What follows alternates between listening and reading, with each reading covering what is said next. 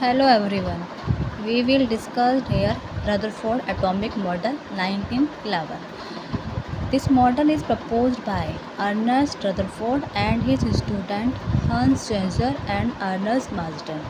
Bombarded very thin gold foil with alpha particle.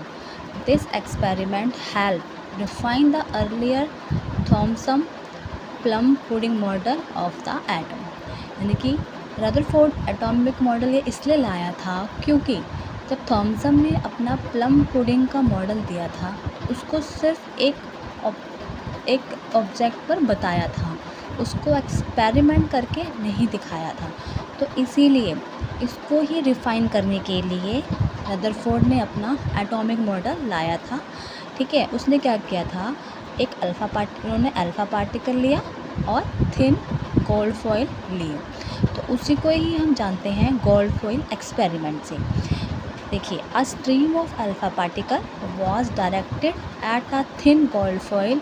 The thin gold foil had a circular fluorescent zinc sulfide screen around it.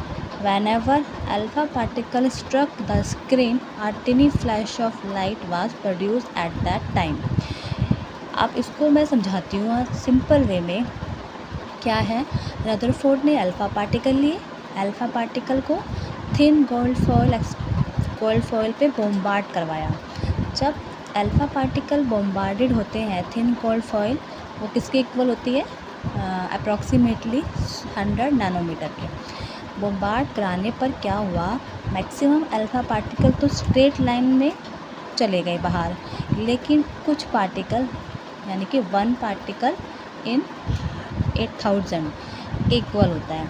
तो कुछ जो alpha particle थे वो टकरा के वापस आ गए किस पे, मैस्यू और ऑब्जेक्ट पे। यानी कि मैस्यू ऑब्जेक्ट से टकरा कर वापस आए थे।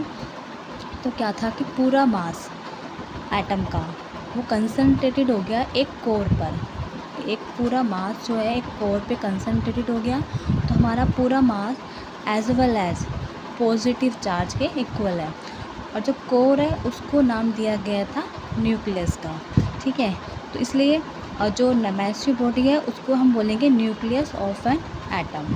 ठीक है, अब उसने जब ये टकरा के कुछ पार्टिकल वापस सीधे चले गए और कुछ पार्टिकल यानी कि वो वापस आ गए। तो इसी को ही रदरफोर्ड ने एटॉमिक मॉडल का नाम दिया है। थैंक यू, और खुश हंसते रहिए और स्वस्थ रहिए। अब मेरा अगला एक्सपेरिमेंट